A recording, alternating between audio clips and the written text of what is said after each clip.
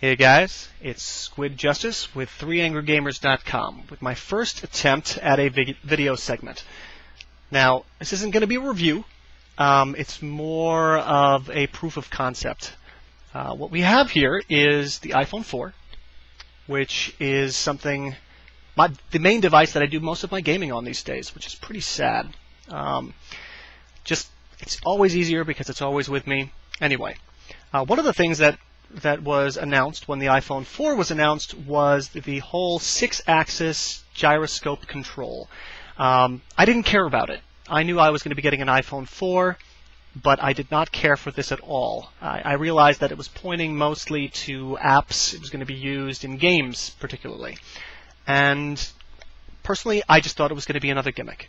If I had to compare it to something, it seemed, since it's 6-axis, obviously seems like the PS3, and the PS3's use of motion control is probably where I thought it was going to be going, which is really just slapped on to a game which would, all said and done, be better off without that. Now, what I have here is the game N.O.V.A. That's N.O.V.A.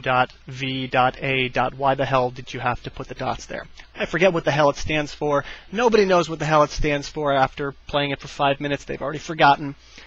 Anyway, this was one of the first games that released gyroscope controls. Now, the game has been out for a very long time. I don't know if any of you have played it, but if you haven't, you should. It's available on a number of devices, but it really is only playable, in my opinion, on the iPhone 4. And that's because of this control scheme, which I thought was a gimmick. It is not so much what you would expect when you think of motion control. And that's why you should really think of it as a gyroscope. It's less of this. It's not like the driving games. You're not going to be doing this. It is more of the direction you are facing. If I turn, and that's why we have this weird camera angle here, the camera is tied to my knee right now because this is really the best way to show it and keep it level. I have to be able to turn, and I'm sitting in my computer chair here. And what I have first is just to show you, the standard controls. I have the game running here, and I'm going to show you how you aim and you look around, and you walk and you fire. All right, let's go ahead, jump back in the game here, resume. Okay, so right now I tilt, nothing. No motion control of any sort. It is just your standard left stick to strafe and move forward. Aiming is done with annoying swipes across your whole screen. And of course that begs the question, how do you fire? The way you fire is you stop aiming and you fire. Seems a little counterintuitive. The reason why it seems that way is it is. The only way that you can aim while you are firing is strafing. That's assuming that all enemies stay on the same plane at all times, which is not the way that any first-person shooter's AI should act. Now, so this is our standard controls, and this is with medium sensitivity. You see that my thumb eventually ends up right in smack dab in the middle of my screen. I can change weapons here, throw grenades here. Again, all these things, changing weapons, throwing a grenade, jumping.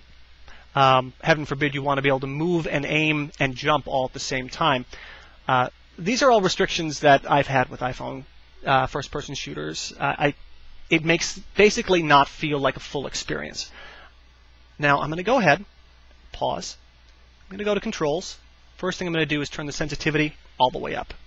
And I find that inverting actually helps as far as the motion control or 6-axis or whatever the hell you want to call it. Now, I'm going to go to customize my interface here, and I'm going to switch it to gyroscope. Now, the reason why I really felt like this needed to be my first video is because this is the kind of thing you can only express by showing in video, and you can't even see it with the trailers. The trailers just show your standard screen, and you can see people aiming accurately, but that's no proof of concept. I'm going to go ahead and jump back in. Now, I'm level right now, but you tilt up, tilt down, you can aim, and if I turn my body, it will actually turn the body of the character in the game. Now, I like my controls up here. If you take a look, I can snap to points.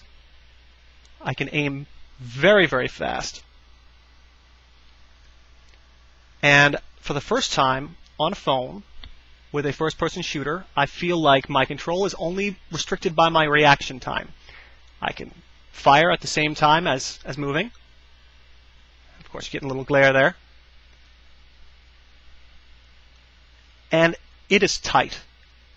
It is very, very tightly controlled. You can see that it's instant to my movement, which actually kind of beats out the Wii.